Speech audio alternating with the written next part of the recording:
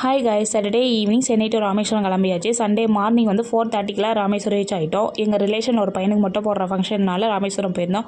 Last time போனப்போ வந்து செமையான கூட்டம் இருந்துச்சு மகாலய அமாசனால. பட் இந்த டைம் அவ்வளோ கூட்டம் இல்லை. நான் போன டைம் போனப்போ 21 தீர்த்தத்தில் குளிச்சுட்டு சாமியை பார்த்துட்டு வந்தோம். இந்த டைம் வந்து லட்சுமண தீர்த்தம் கூட்டு போனாங்க. அங்கே கோயில் வந்து குட்டியாக இருந்தாலும் அவ்வளோ அழகாக இருந்துச்சு. அங்கே தீர்த்தத்தில் யாரையும் குளிக்க விடலை. பட் அந்த தீர்த்தத்தை தனியாக வச்சுருந்தாங்க. அதை மட்டும் தலையில் தெளிச்சுக்கிட்டோம். இந்த இடத்துல வந்து லட்சுமணர் வந்து பாவத்தை போக்குறதுக்காக தீர்த்தத்தை உருவாக்குறதா சொல்லியிருந்தாங்க. லாஸ்ட் டைம் வந்து ராமேஸ்வரம் போனப்போ ரொம்ப பயமாக இருந்துச்சு ஒரு தீவுக்குள்ளே போகிறோனுங்கிறது. பட் இந்த டைம் அந்த பயம் இல்லவே இல்லை. நாங்கள் லாஸ்ட் டைம் வந்து பாம்பன் பாலத்தை மட்டும்தான் பார்த்துட்டு வந்தேன். இப்போ இந்த சைடு வியூஸ் வந்து இந்த டைம் பார்க்கும்போது எனக்கு ரொம்ப பிடிச்சிருந்துச்சு.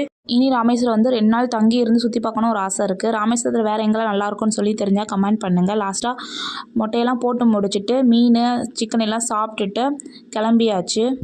இங்கெல்லாம் வந்த பிறகு தான் தோணுது வீட்டுக்குள்ளே இருந்தால் எதையும் ரசிக்க முடியாதுன்னு. அப்புறம் வந்து அப்துல் கலாம் ஐயா நினைவிடம் போயிருந்தோம். அங்கே மொபைல் ஃபோன் அலோடு இல்லை. ஆனால் அங்கே இருக்கிற திங்ஸ் எல்லாமே அவ்வளோ அழகாக இருந்துச்சு. அவருடைய ஸ்டாச்சுலாம் அப்படியே உயிரோடு இருக்கிற மாதிரியே இருந்துச்சு. லாஸ்ட்டாக அவர் வியர் பண்ணியிருந்த ஷர்ட்டு அப்புறம் வந்துட்டு எல்லாமே வச்சுருந்தாங்க. அதெல்லாம் பார்த்துட்டு அங்கேருந்து கிளம்பியாச்சு. அங்கே அவருடைய குவாட்ஸ்லாம் நிறையா எழுதியிருந்தாங்க. அதில் ஒன்று மட்டும் எனக்கு ரொம்ப பிடிச்சிருந்துச்சு.